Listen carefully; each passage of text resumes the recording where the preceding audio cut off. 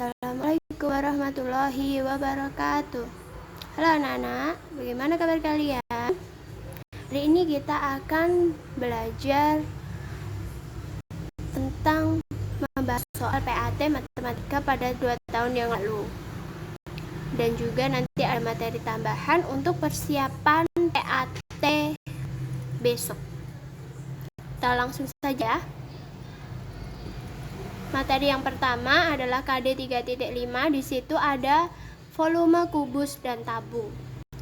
Di situ nomor 1, di situ ada gambar kubus. Volume kubus di samping adalah di situ terlihat rusuknya 11 cm.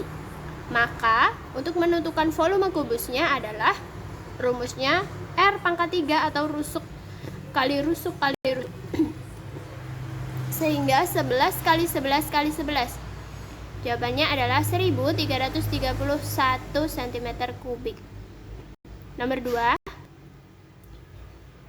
Hasil dari akar pangkat 3 dari 32.768 adalah 32. Berarti yang mendekati adalah 3. Sedangkan itu yang paling belakang adalah 8. Seperti kolom kemarin, pasang-pasangan kemarin ya. Yang 8 adalah pasangannya 2. Jadi akar pangkat 3 dari 32.768 adalah 32. Lanjut, nomor 3. Kubus mainan memiliki panjang rusuk 10 cm. Volume kubus mainan adalah, berarti volumenya berapa? 10 kali 10 kali 10 adalah 1000 cm3. Lanjut nomor 4. Sebuah kotak kado berbentuk kubus memiliki volume 1728 cm3. Panjang rusuk kotak kado adalah, yang ditanyakan adalah panjang rusuknya. Berarti dicari akar pangkat 3 dari 1728. Jadi sama dengan 12 cm. Nomor 5. Sebuah kardus mempunyai panjang 44 cm, lebar 17 cm, dan tinggi 30 cm. Volume balok adalah, volume baloknya yang mana? Panjangnya 44 cm, volume baloknya jadi panjang kali lebar kali tinggi. 44 dikali 17 dikali 30, jawabannya adalah 22.440 cm3. Jangan lupa satuannya ya. Nomor 6. Rumus mencari volume kubus adalah R kali R kali R atau R pangkat 3 juga bisa. Sedangkan rumus mencari volume balok adalah E kali L kali T, panjang kali lebar kali tinggi. Dilanjutkan nomor 8. Di situ ada volume balok A, B, C, D, E, F. Berarti dicari panjangnya 10, lebarnya 6, tingginya 3. Jadi 180 cm3. Lanjut. Nomor 9. Sebuah kubus itu mempunyai sisi 19 cm. Berapa volume kubus? 19 kali 19 kali 19. Kutu kurang kubik ya, 6.859 cm3. Tuh, diingat-ingat ya. Itu adalah volume, cara mencari volume kubus, dan ini yang ini balok nanti. Nomor 10. Vanka memelihara ikan. Vanka rajin mengganti air akuariumnya.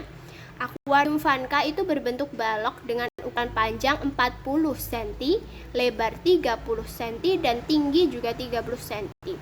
Vanka itu mengisi 3/4 bagian akuarium dengan air. Tentukan volume air dalam akuarium. 3/4 dikali panjang kali lebar kali tinggi. Bisa dicari dulu volumenya 40 kali 30 kali 30. Kemudian karena hanya mengisi 3/4 bagiannya, nah 3/4 dikali 36.000 cm3. Jadi jawabannya volume air dalam akuarium itu ada 27.000 cm3. Nah itu tentang volume balok dan kubus. Cara menentukannya. Kita lanjutkan di sini sekarang materinya tentang jaring-jaring kubus dan jaring-jaring balok. Nomor 1. Jika sisi yang bernomor 3 merupakan bagian alas. Nomor 3 itu alas, berarti sisi atas kubus, sisi yang bernomor 4 dan 5 itu pasti di sampingnya 3. 2 dan 6 juga pasti akan di sampingnya. Jadi yang atas adalah nomor 1. Lanjut nomor 2. Sisi yang diarsir merupakan sisi ABEF. Jika jaring-jaring membentuk kubus ABCDEFGH, maka merupakan sisi AEHD. Itu dekatnya aja. Itu udah ada AEFP. Berarti AEHD ya udah tinggal samping. Nah, di situ ada yang bergambar lingkaran. Jadi AEHD itu ada di sampingnya. Begitu ya. Lanjut. Gambar di samping merupakan jaring-jaring bangun nomor 3 seperti itu. Iya, balok karena persegi panjang. Kemudian nomor 4, sifat kubus sekaligus sifat balok adalah mempunyai berapa? Iya, 8 titik sudut. Lanjut nomor 5. Gambar di samping merupakan jaring-jaring, gampang sekali ya, balok. Jadi kalau misalnya kubus kok balok.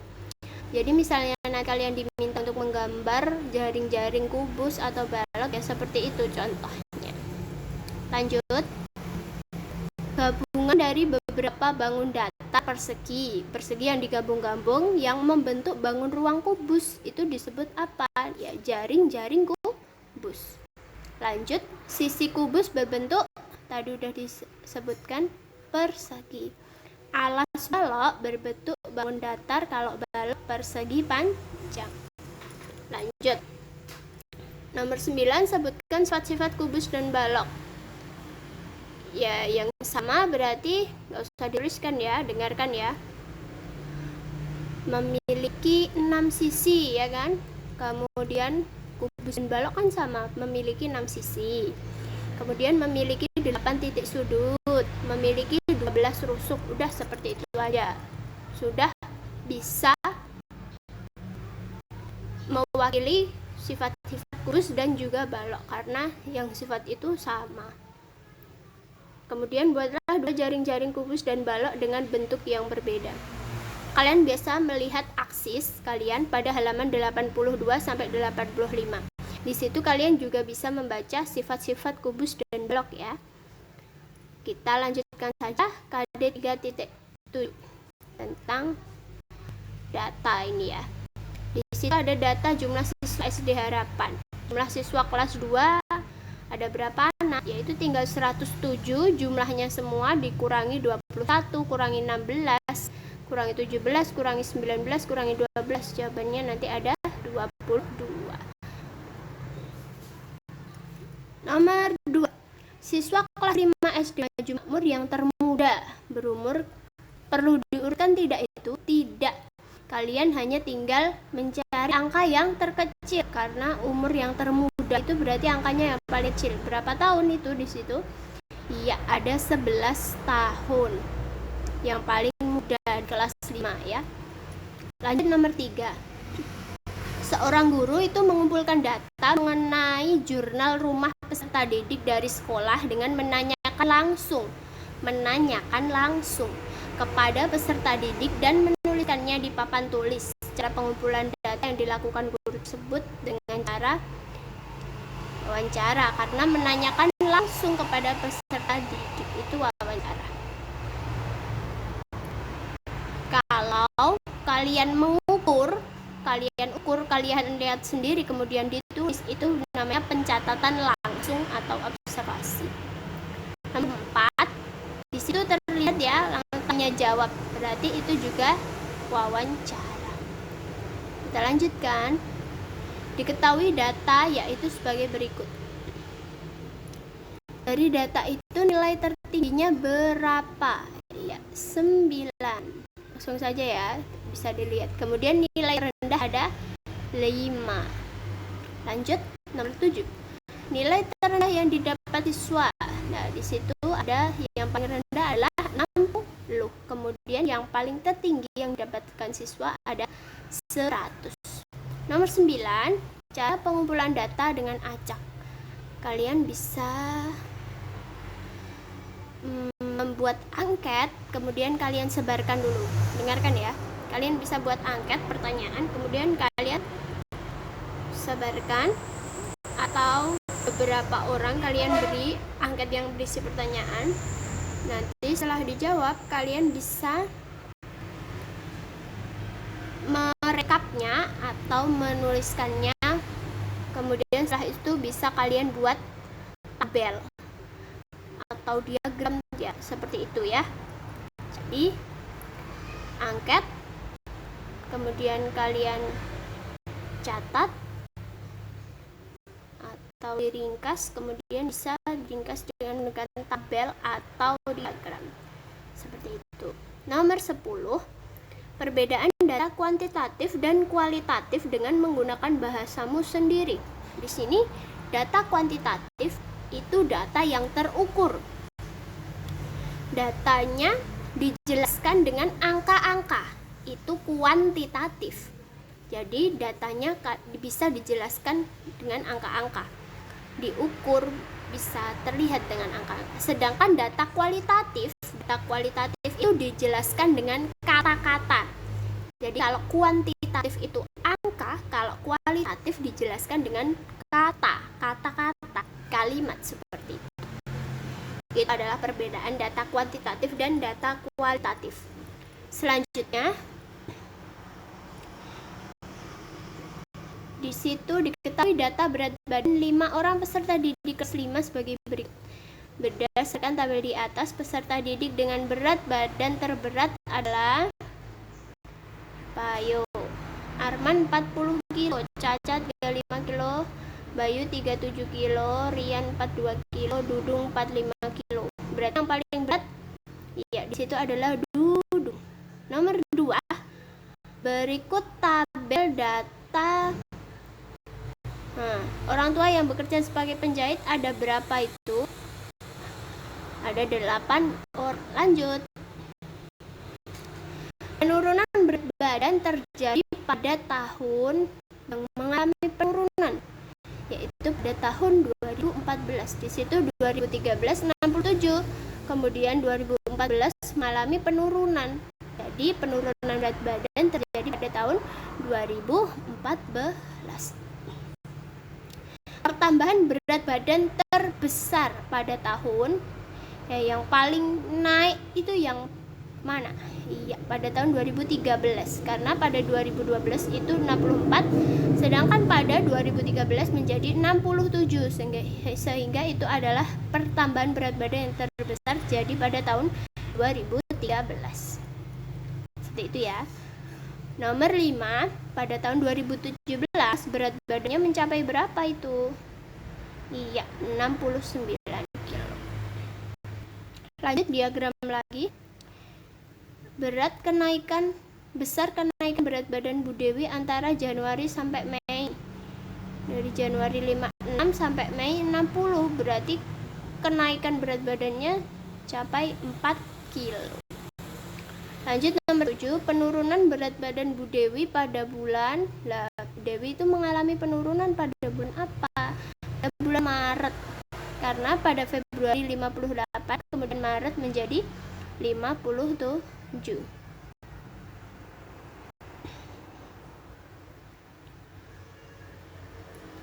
Lanjut lagi. Bulan Mei berat badan Bu Dewi itu mencapai berapa? 60 kilo. Terlihat. Lanjut. Sajikan data di atas dalam bentuk diagram batang. Jangan lupa kalau diagram batang itu ada judulnya. Jadi di situ judulnya ada data jenis pekerjaan warga di Desa Sukamaju seperti ini. Nah, jadi jangan sampai lupa. Data jenis pekerjaan warga Desa Sukamaju. Di situ ada jenis pekerjaannya yang horizontal, kemudian banyak warganya yang vertikal atau tegak. Karena yang angkanya lurus yang ada di yang vertikal, biar nggak bolak-balik nanti diagram batangnya ya. Petani ada berapa itu ya, seperti itu.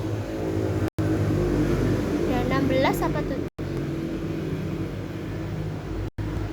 seperti itu ya.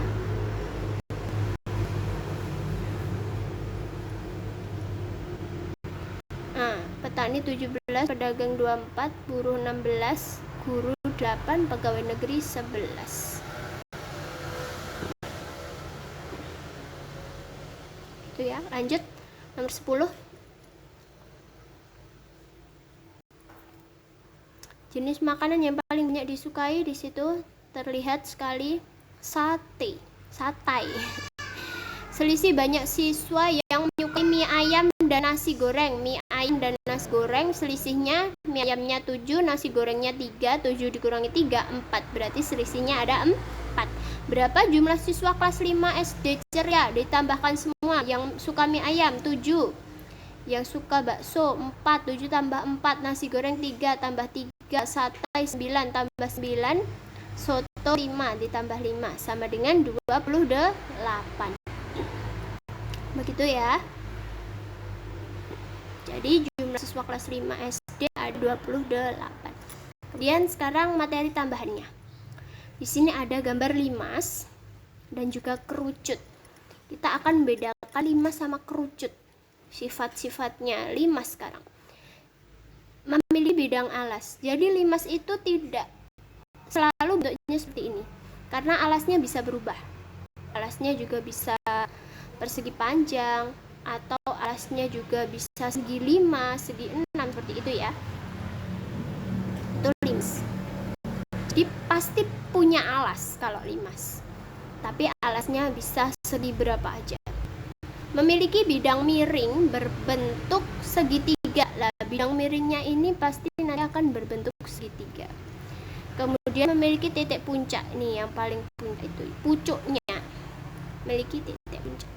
Sedangkan perbedaannya dengan kerucut, sifat-sifat kerucut di situ, kalau kerucut itu memiliki alas berbentuk lingkaran, hanya lingkaran saja, memiliki alas berbentuk lingkaran. Kemudian ini bukan bidang miring, tapi memiliki sisi lengkung. Kalau kerucut itu memiliki sisi lengkung atau memiliki selimut kerucut, dan dia juga memiliki titik puncak, satu titik puncak semua, seperti itu ya. Itu perbedaannya. Lanjut, kita akan mengingat lagi kemarin soalnya PTS kan ada prisma sama tabung ya. Ini kita ingat-ingat lagi cara mencari volume prisma berarti adalah luas alas kali tinggi. Gak kebaca. Di sini luas alas kali tinggi. Luas alasnya itu sentimeter ya sebenarnya, tapi enggak terlihat, yaitu setengah atau 1/2 dikalikan alasnya kan segitiga ini, dikalikan tinggi segitiga, kemudian baru dikali tinggi prisma. Jadi itu depannya itu sebenarnya ada setengah, sebentar, nggak kebaca itu ya. Jadi itu setengah dikali 16, alasnya kan 16 dikali tingginya segitiga 8. Jadi itu sama aja setengah kali 16 kali 8, jadi 64. Dikalikan tinggi prismanya 21. Jadi jawabannya 1344. Nanti diorak-orak sendiri ya sambil dengarkan ini. Diingat-ingat bahwa seperti itu. Luas prisma segitiga, volume prisma setengah, alasnya segitiga dikali tingginya segitiga dikali tingginya prisma. Lanjut, volume tabung. Oke, nggak kebaca semua. Volume tabung luas alas dikali tinggi tabung, alasnya lingkaran, jadi rumusnya adalah pi R kuadrat. R itu jari-jari bukan rusuk ya. Pi itu 3,14 atau 22/7 dikalikan ini, karena yang diketahui diameter 20 cm, maka jari-jarinya adalah separuhnya, yaitu 10,5 dikali 10,5, kemudian baru dikali tinggi tabungnya kali 5. Jawabannya ada 1732,5 cm kubik. Nah, itu aja, yang penting kalian paham rumusnya ya. Nanti bisa dilanjutkan sendiri, itu yang bolong-bolong itu sambil dengarkan rumus. Oke, semoga ini membantu belajar kalian. Jika ada kesalahan, minta maaf. Kemudian semangat belajarnya, semoga mendapatkan hasil yang terbaik. Semangat. Sampai di sini dulu. Wassalamualaikum warahmatullahi wabarakatuh.